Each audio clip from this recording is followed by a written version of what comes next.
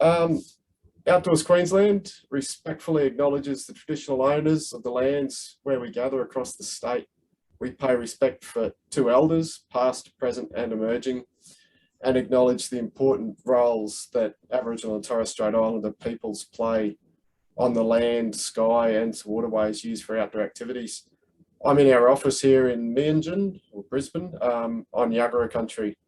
And if you'd like to, you could pop in the chat the place and the country you're joining from today. So we also acknowledge the funding provided by the Queensland government to support outdoor activities across the state. It's actually more than funding, it's a lot of work that various government departments and ministers do regarding outdoor activities, including sport and recreation within the Department of Tourism, Innovation and Sport, National Parks, obviously, Department of Transport, Department of Resources. It just keeps going. So yeah, we do need to acknowledge that work that is being done at the state government level. So welcome to another session of Coffee and Conversation. My name's Dom Courtney. I'm Executive Officer of Outdoors Queensland. Our Operations Manager, Mark Squires, is my co-host for today's session. Welcome to all members of Outdoors Queensland, plus others who are joining us, including reps from interstate. I saw Laurie's on the call there, so welcome Laurie from Outdoors New South Wales and ACT. As I said, the recordings of these sessions are available on our website and on YouTube. And this is our 17th episode of Coffee and Conversation for 2021. The quick agenda there, we'll just go through those recurring ones, which are really just reminders before we get on to new topics, and the recurring one about COVID protocols, which seems to always be a fun discussion. Our Outdoors Queensland Awards nominations are open right now, so please consider nominating a person or organisation for an award or multiple awards. Nominations will close next Thursday, the 2nd of September. So I would like to encourage you to make a nomination for someone who's doing terrific things in the outdoors. And it doesn't have to be in the last 12 months. It's right now open for you. Also, the Active Queenslanders forums in Brisbane and Sunshine Coast were rescheduled to next Wednesday, the 1st of September for Brisbane, and Monday, the 6th of September for the Sunshine Coast one, which I think is at Maroochydore. So check out the AQIA website for details of those. I'd really like to encourage outdoor operators to attend those if you can. They're good forums. I'm on the board there, but I'm actually not going to be able to attend those next couple, but Outdoors Queensland will be ably represented. So moving right along, there's a little bit of just a few reminders inside the outhouse, first and third Mondays of the month. Oh, I've got the date wrong there. Next session, I think, is Monday the 30th, this Monday coming up, with Graham Pringle. Pete's on the call. Pete, did you want to have a minute just to talk about your upcoming session? Absolutely, Dom. Good morning, everyone. We're very excited to welcome Emu Graham Pringle inside the outhouse next Monday, the 30th, as Dom said. It's a bit of a session which is out of our regular scheduling, but don't mention it. Graham has a lot of wisdom and has worked in the adventure therapy area for a very long time. So I always like his stories and his research. Come check us out. Thanks, Pete. So 6:13 p.m. Monday the 30th. Lovely, mate. A couple other things. The Queensland Stock Route Network, I've mentioned this a few times. Outdoors Queensland have made our submission this week, so it's available on our website if anyone wants to have a look at it. It's 72,000 odd kilometres of roads across Queensland, so it's one of, if not the biggest trail network in Australia. So I think it's worth having a look at. Put in a submission about the recreation value of that. Also, the Queensland government has made some business support grants available, so well worth looking at those, and particularly the tourism and hospitality sector grants as well. Please have a look at those if they apply to your organisation. Just want to highlight those. So moving right along, just like to invite Laurie Maid, from CEO of Outdoors New South Wales and ACT, just to give us a bit of a snapshot of the situation that's currently facing outdoor operators in New South Wales and ACT. So Laurie's offered to just give us a bit of a, I guess, a summary of what's been going on to the south of the border. Yeah, do I have to put that exclusion, you know, if you don't want to hear the bad news, shut your ears now, or do you really want to hear it? Thanks so much, Dom, and hi all. I just wanted to obviously the excitement that you guys are still operating and you are still inviting your participants in your activities. We basically, our industry shut pretty much holistically on the 24th of June. And since that time, not one has been able to operate. And that's right across the state. And I'll emphasise that because it might have been Greater Sydney that went into lockdown, but as a result, the Department of Education stopped all camps and outdoor activities, Duke of Edinburgh, everything that involved anything outside of the classroom in the whole state. So that meant it excluded everywhere from Broken Hill to Wagga to the Tweed. And so none of our guys have been able to operate. The other challenging aspect is the ACT, where they sort of operated for some period. They couldn't get access to New South Wales students either, and a lot of the ACT members of ours rely on New South Wales schools to come in and use their facilities. So needless to say, it's pretty dire out there. There's not one of my members that hasn't stood down most of their staff, if not the entire staff, so that they could get access to federal support. There is some state support, and I've got to say I'm pretty pleased that New South Wales has probably supported the most from an economic sense at the moment, and I'm starting to see our guys have funds and cash flow come through from that support mechanism. It's still not going to solve the world's problems, but you know, we need to take a bit of a chill pill and have a reflection on what's happening overseas at the moment as well, and recognise that we're probably in a better state than other areas. But yeah, needless to say, it's our industry is basically in hold, and as of 2 seconds ago, before Dom announced that I was speaking, the state government's just announced that all educators will have to be vaccinated by the 8th of November in this state, otherwise they cannot participate in education in the schools. So that's interesting, and it looks like that schools will start going back 25th of October, but there sounds like there's some conditions in there that I'll read through the press conference as it continues. So yeah, any questions, feel free to ask, but certainly we are very envious of our neighbours to the north of us, and yeah, good on you for continuing to fly the flag for the outdoor sector. Thanks very much, Laurie. I guess the point of Laurie's, you know, it wasn't about Laurie giving us all a bit of an uppercut and say we're all lucky, but it was really about understanding what is going on, you know, across New South Wales and in the ACT. So thanks very much, Laurie. Does anyone have any questions for Laurie about what is happening to our immediate south? No? Okay. Those that haven't got the news across their channel, it's 882 cases today. Oh dear. Yeah. Laurie, yeah, mate. I know the announcement about teachers has just occurred. Yeah. So obviously, you know, without. I'll include it on our industry news today, Dave. I think yeah, that one. Too much detail, but ideally, probably what the government's thinking is we'll get schools happening, but that won't extend to school camps because right. all the outdoor educators and instructors and facilitators and program coordinators won't get to the top of that vaccine list either. Correct. So yep. is that the next stage for campaigning? Absolutely, Dave, and something I've already started being high on the agenda and obviously promoting in amongst our network is getting all of our people vaccinated, because I sort of saw this coming. So yeah, I think it's really important that we stand up and follow and ride on the coattails of what they're doing in the schools, so that we can ensure that we get back to program as quickly as we can. But certainly indications, predictions have not been pleasant.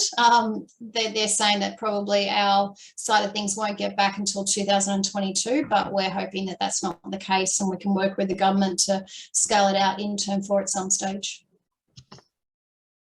Wow, thanks, Laurie. Any other questions for Laurie?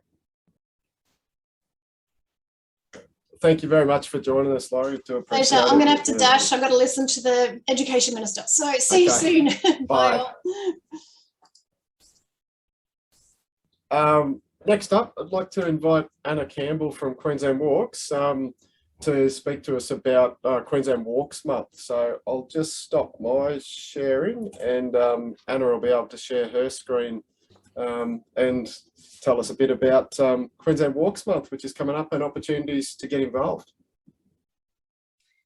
Thanks so much, Dom. Can you hear me okay? Yep. Fabulous. So that was really a difficult discussion, wasn't it? Hearing about Laurie and, you know, what our thoughts are with New South Wales. And thanks so much for sharing that information, Dom, because it's something that we're in a really nice position in Queensland, and it's very easy to forget what's happening down south. So many of you know and have heard of Queensland Walks before, and we work really closely with Outdoors Queensland, and I'd also like to acknowledge Bushwalking Queensland, who we work with closely as well. And I'm here to talk about Queensland Walks Month, which is happening in September. Although I am mindful that all of you have got some really important things to discuss with your organisation and business, so I don't want to take up too much of your time, and you are free to contact me after this meeting as well.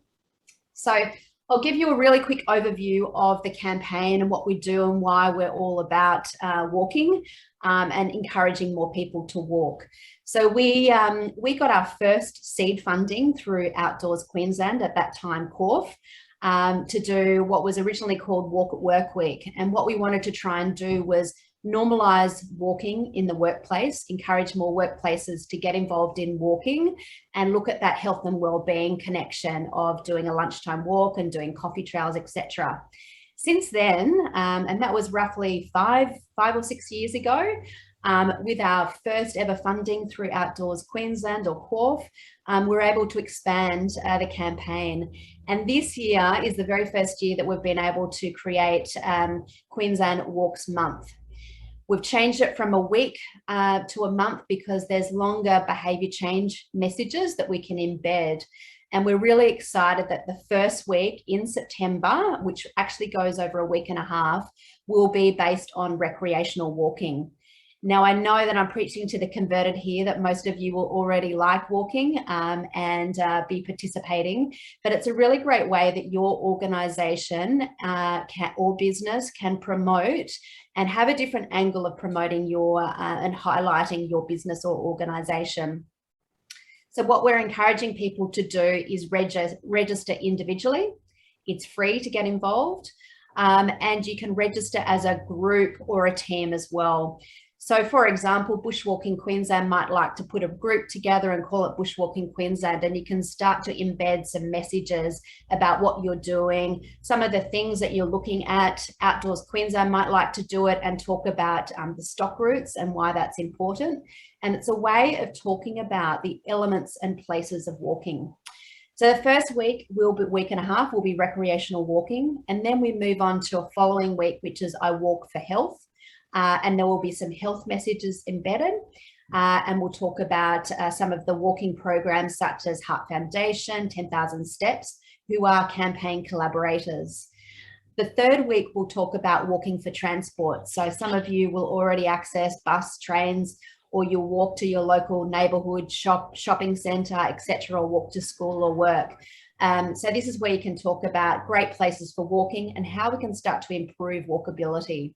The final week is about doing a local audit. You might like to use the Heart Foundation Community Walkability Checklist, or look at different ways that we can highlight how we can improve places for walking.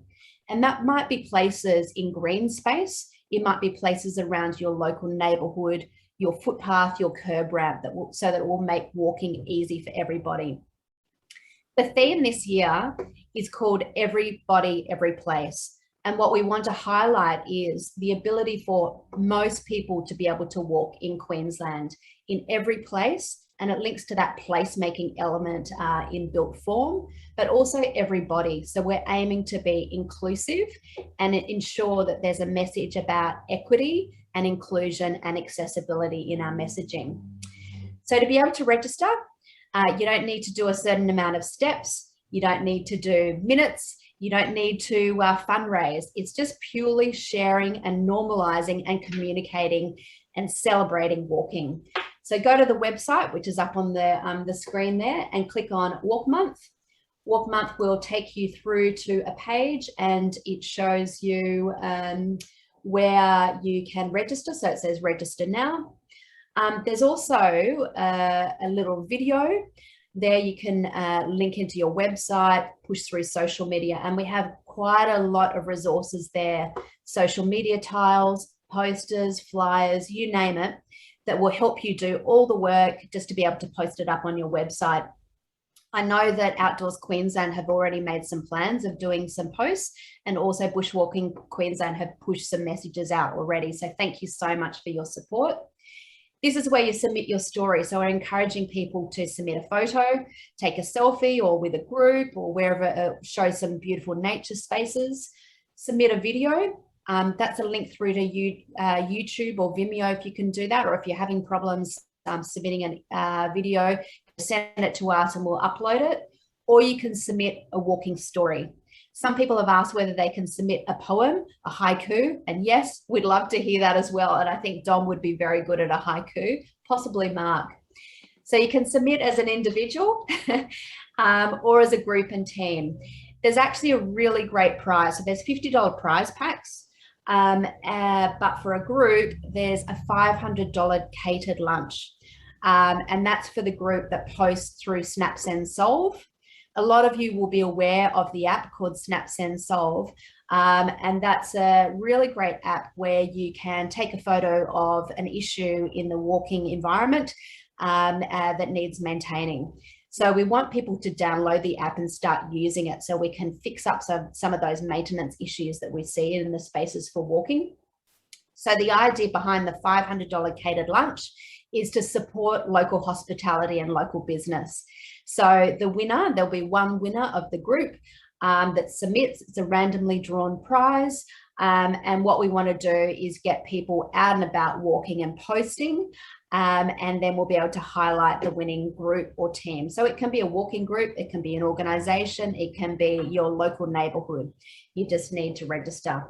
On the page, here's some examples of what we've been receiving even before Queensland Walks Month opens up. So there's some great posts of on the beach, out and about walking.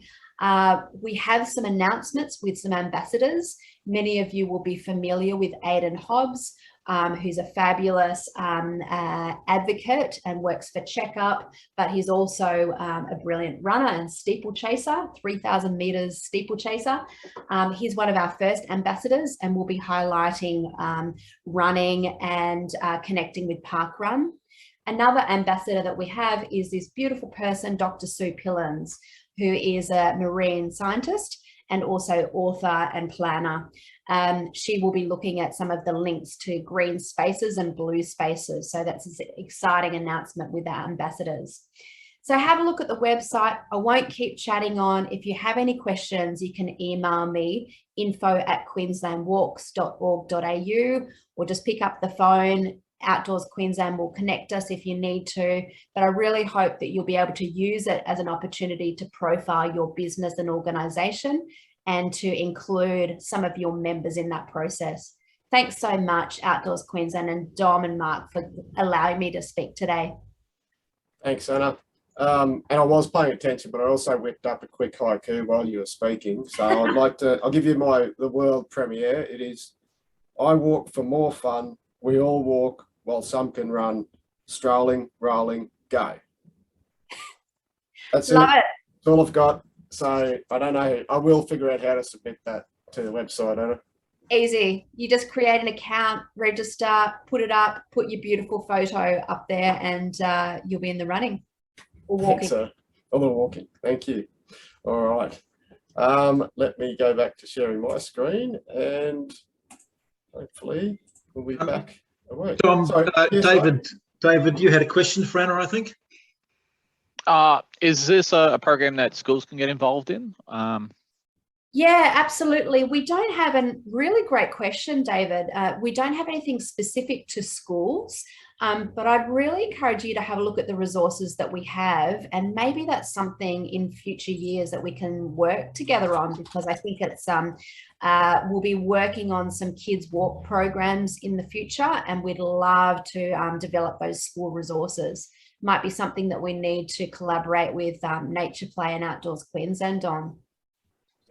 Yeah, I think that's a good option. Yeah, I can imagine some of the even school camp programs. Imagine, you know, everyone else will be posting, I walk down to the shops, and then there'll be our, you know, this group of students just did an X kilometre walk. You know, it'd be pretty cool. So yeah, there's plenty of opportunities, and September's a pretty good month in Queensland to be doing a bit of walking too. Thanks very much. Thanks, Dom. Alrighty. Just quickly too, Anna mentioned inclusivity. I just wanted to play this. It's only less than 2 minutes, a quick video that's come out. As you probably all know, the Paralympic Games started this week, and this short video was released, and I think it makes some really good points, and I'd just like to play this and cross my fingers that it works.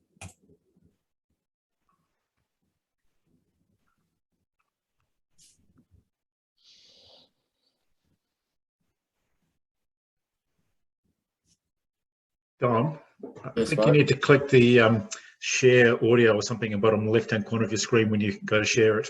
Oh, of course I do. Here, mate. I've failed, haven't I?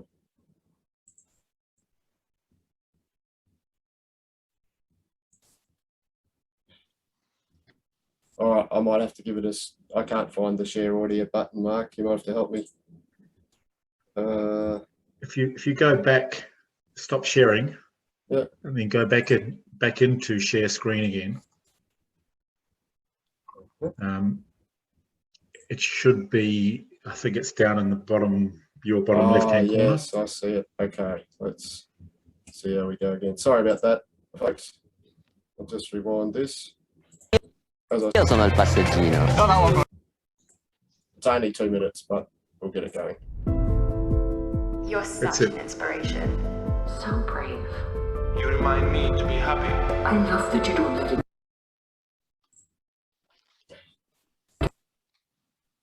you down. Good for you. It breaks my heart. Look at you out and about. You push us all to do better. You are superheroes. Really? Yeah, we're superheroes, all right. For getting the kids out the door on time. We push strollers. Io sono il passeggino. We're grateful. People call us special. But there's nothing special about us. We have mortgages. Kill houseplants. Watch reality TV. Pretend we're watching reality TV. We're destined with duvets. Get sunburn on holiday. We're politicians and lobsters. Pension advisors. We get married. We met on a blind date. And we can laugh at ourselves too. We love our grannies. And our go-go's. We pray 5 times a day. And no, I'm not praying for a cure. I'm praying for a new handbag. We swipe right. We go on first dates. And get lucky too. So are the pedestals are nice? And the pity tolerated. We're not special. That's not what it's like. Non è la nostra realtà. And only when you see us. Wonderfully ordinary. Wonderfully human. Only then Can we all break down these barriers that keep us apart.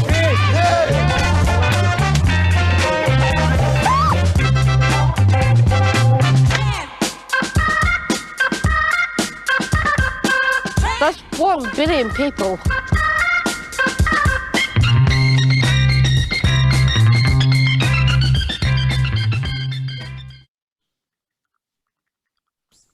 So I just wanted to put that one out there. I think it's a pretty good message, and obviously with the Paralympics on, there's a focus there, but the fact of 15% of the population with a disability. So I just wanted to mention that one. I guess it's all about inclusion and inclusivity.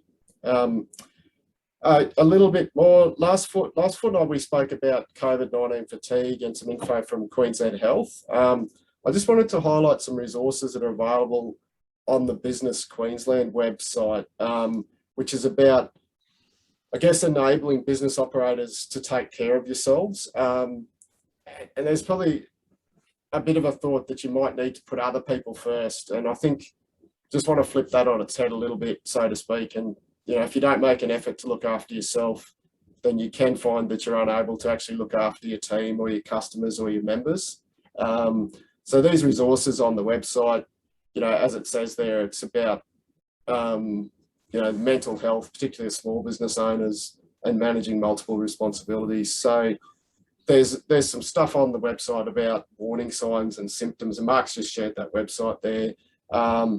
And then there's a section, it's not just about the warning signs, there's also some resources, you know, that you can use, and such as creating a mental health and wellbeing plan for yourself and your team, and then some more information about business support and managing change, that side of things, and some stuff from Queensland Health. So I just wanted to flag that. There's some really good resources on there, so I just wanted to let everyone know about that one, and I hope that's useful.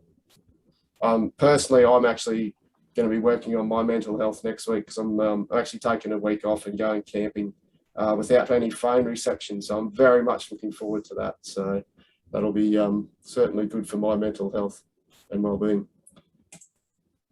Just a quick one, Sport and Rec have a free online workshop next Wednesday, I think it is, the 1st of September. So it's at 5:30. You can register through Eventbrite. That link's on the screen there. But also there are prerequisite training modules for that course. So if you are interested, I believe there's only a handful of spots left on that, and it's all about member protection and what responsibilities organisations have. So particularly aimed at clubs. So yeah, I just wanted to flag that one. So it's next Wednesday the 1st. Changes to COVID protocols. So funnily enough, I believe that the Queensland Government press conference today, they've forgotten that Coffee and Conversation was on this Friday, and it's on at 11:30, which is in about 1 minute. So some of the information I'm about to give you could be outdated before I'm even finished saying it, but I'm going on what we had this morning when we started. So the roadmap was updated last week, and that's available on the website, and that's what was on there this morning. I'm not sure if that's going to be updated after the press conference today, but what it talks to is until 4 o'clock today for Southeast Queensland, the 11 local government areas there, still the restrictions are in place, and from then, hopefully from 4 o'clock today, all of Queensland should be on the same levels of restrictions, which is that stage 3 of the roadmap, and fingers are crossed in relation to that, and I guess it's a bit of wait and see on that. The new normal across the bottom of the roadmap stays the same too, and they talk there about all of those things that we've talked about for about 18 months, as well as the Check in Queensland app, etc. Please, if anyone has any questions as we go along, please just sing out or pop something in the chat. More than happy.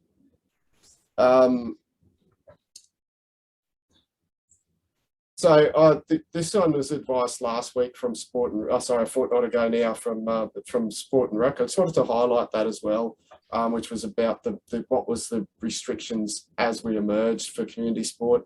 That looks like it's all going to be eased as of now. So that's that one's a little out of date as well, and we've put out some more information since then. Did want to put that reminder in there that restricted businesses still need to follow the COVID safe checklist.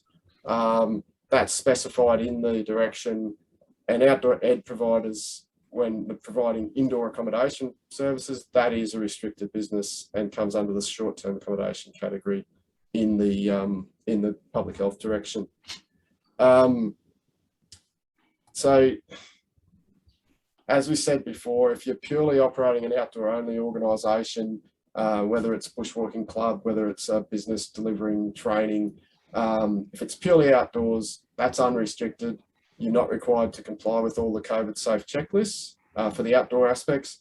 But if there's any indoor aspects of that, like indoor dining, you do need to comply with the checklist for that part of it. So that's an important part of this.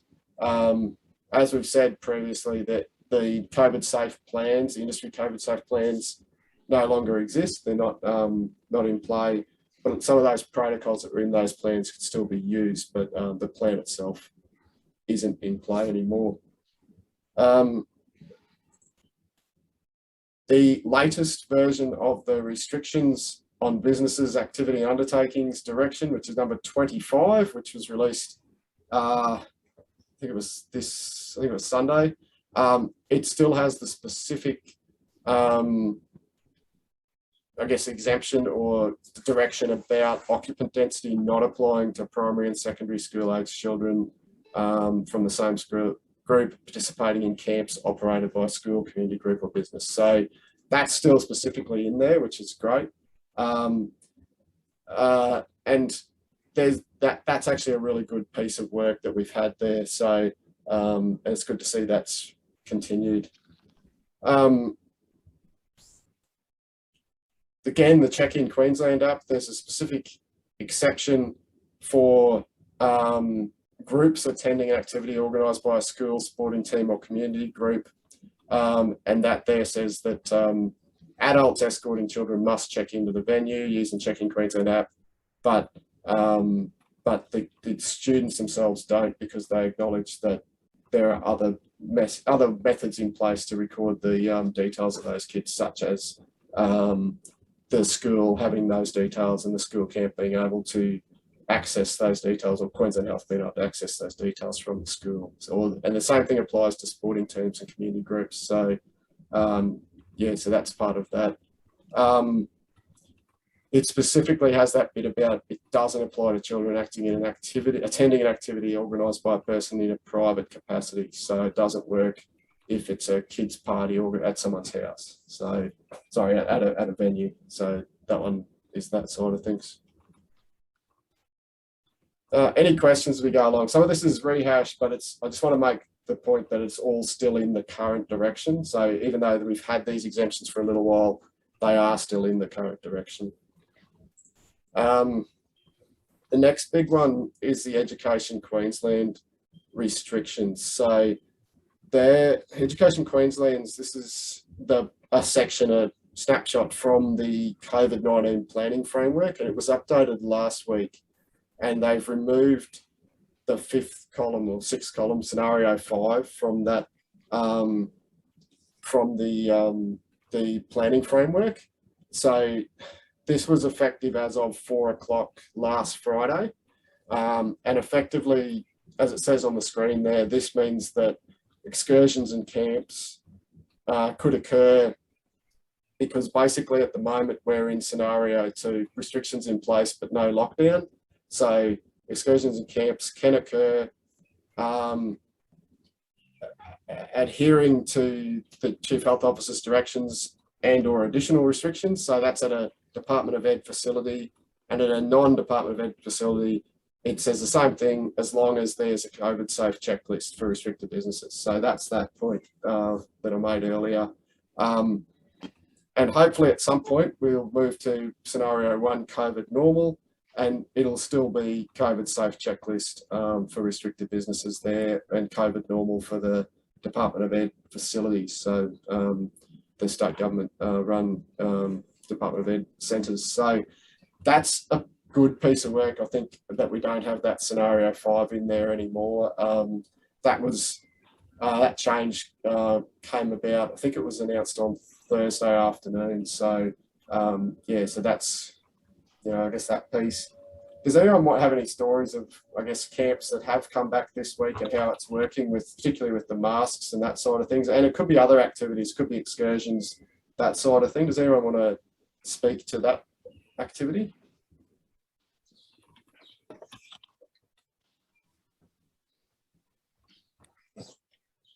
No? Okay. Dom, I think there was a meeting hosted by the OEAQ, so the Outdoor Educators Association of Queensland, on Tuesday, where it was discussed, and several providers said that they were back operating school camps this week or next week. Brisbane Girls Grammar are out next week, and I'm taking 130 to Mount Barney next week to wander around and try and not get lost in the bush out there. Yeah, we'll report back on how it all goes.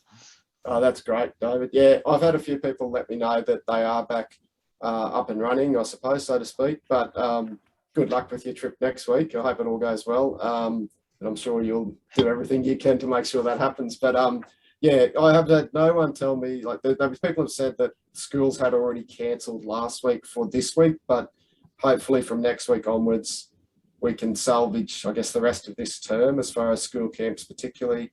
But even other activities too have been affected, and it's starting to pick up again. So, yeah. Does anyone else have any to add on that one? Just briefly, Wade from Northern Territory, the Queensland by heart, but the virus reaches far and wide. I had a school camp last week booked from Catherine.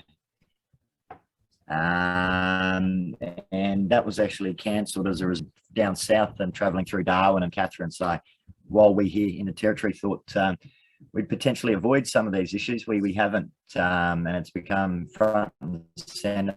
While our government hasn't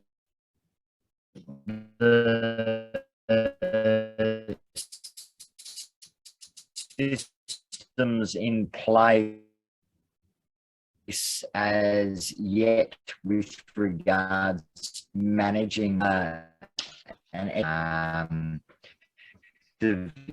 mission and our industry. Direct advice, useful to follow the chain of action that's coming out of land and follow on what you guys. I do need to potentially one of these programs coming up in the. Yeah, like if you want any, like, I'm more than happy. Like, a lot of resources are available on the Outdoors Queensland website. I'm more than happy to share that if that can help you. Particularly what we did get to with those industry plans I referenced before, they have a lot of protocols in there about how camps can operate in a safe manner, COVID safe manner, but making sure that everything's done right to ensure that things are done well. So more than happy to share any of those resources with you.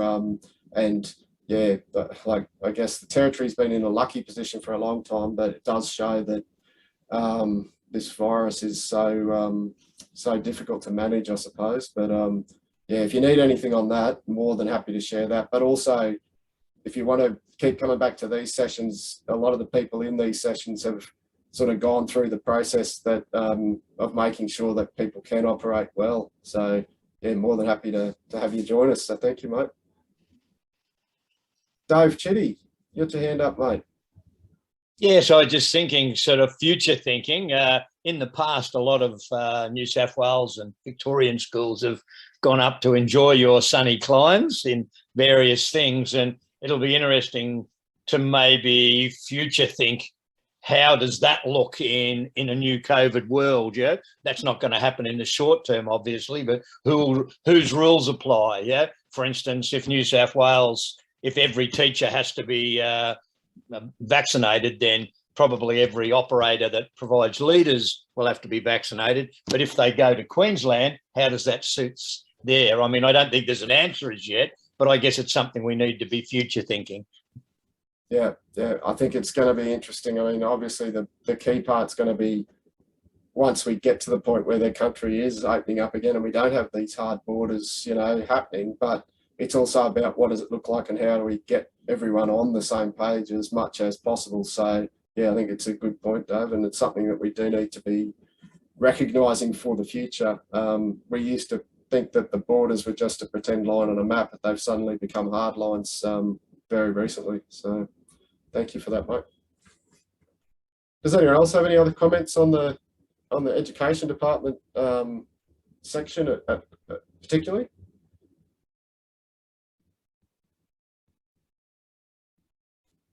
And thanks, Wade, for sharing your contact details in the chat, mate. That's great, and more than happy to have you join us. So thank you. I just wanted to flag, I guess this is a bit of what we've been doing as well. So as Wade just said, it's about communicating with outdoor operators to understand the issues that are being faced. Our focus is obviously Queensland, but it does go more broadly across Australia, particularly in what's going on. And part of that is about us understanding what's happening in other jurisdictions so that we're informed for if the similar sort of situation happens here, but also that we might be able to help with some of what we've developed as well. As I said, there's a heap of resources on our website, but also we're here too to be contacted. We've been working really collaboratively with Queensland Health and the Department of Tourism, Innovation and Sport, or Sport and Recreation Queensland.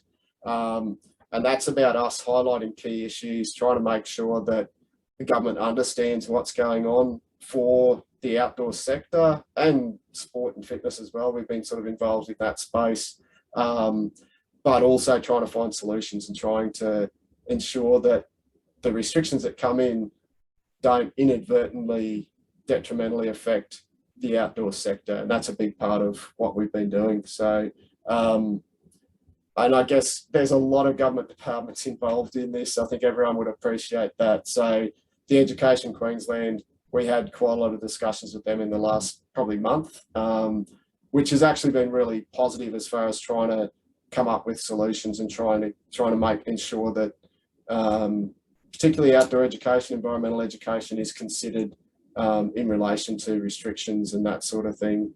Even making the point that while students are at school camp, they're not out in the community. They're not catching public transport to get to the camp. They're not, doing other activities for several days. They're literally together in a almost a bubble. So, without using the word bubble, because that seems to have taken on its own meaning lately. But our Chief Health Officer last year, and Mark and I were very happy to quote it. She came out with a statement saying the outdoors is the safest place to be. In New South Wales at the minute, the government is literally just easing off on some restrictions for people who are vaccinated as long as they're outdoors. So the outdoors is still, we have that as an advantage, I suppose, and a place to be. So I think we need to keep moving ahead with that side of things and putting it out there for people to actually get outdoors and be active. So, and I guess that's part of what we keep doing, but also need all of you to be doing the terrific jobs you are doing. And that last point I'll put there, it's about the significant amount of work that's being done behind the scenes to address issues. And that, that's not just me saying that to keep people happy. It's amazing how much work's going on that no one will ever see, particularly within the state government, but also different land managers trying to understand how they can safely deliver or allow outdoor activities to take place, what they can allow, what they can't, and when they can allow things again. So there's a heap of work going on in that space as well that I don't know, we'll probably never know the real scope of the work that's going on there, but also even the stuff that's going on within the government as far as Queensland Health and the other departments. I think it's probably a little bit underappreciated, and we're all dealing with so many different things that it's hard to really understand the full picture, I think.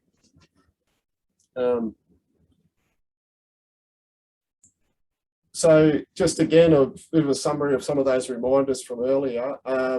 Inside the Outer, so I've got the date right on that one there, Pete.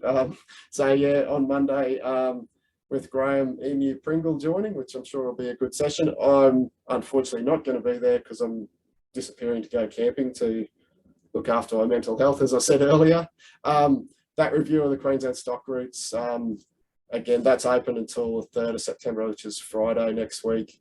Those couple of AQIA, Active Queenslanders Industry Alliance forums, Brisbane and the Sunshine Coast.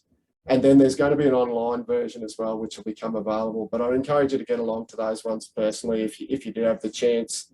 The Brisbane one's next Wednesday. and the Sunshine Coast the following Monday, the 6th of September. And Outdoors Queensland Awards nomination will close next Thursday, so would highly encourage you to have a look at that one.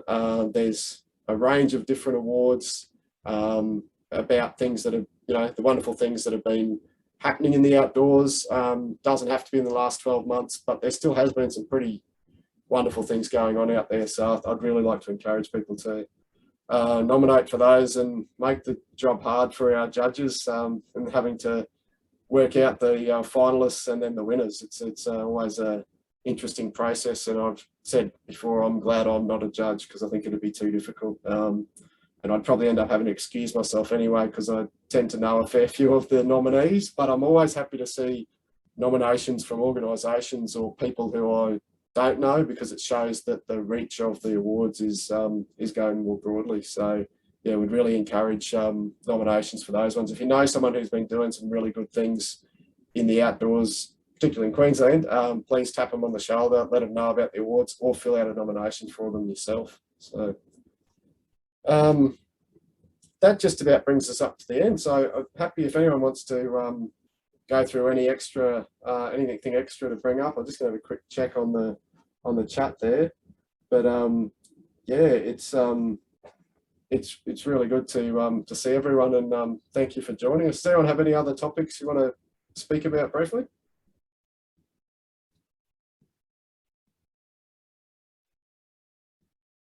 A whole lot of silence. Well, we can have an early mark and we can find out what happened in our in the government press conference today. And yeah, as I said, I'm actually going to be on leave next week, but I'll be back in a couple of weeks for our next session of coffee and conversation. So that'll be Friday, 10th of September, which is actually my dad's birthday. So happy birthday to my dad for a couple of weeks' time. Yeah, and we'll hope to see you then. So thank you very much for joining us, everyone.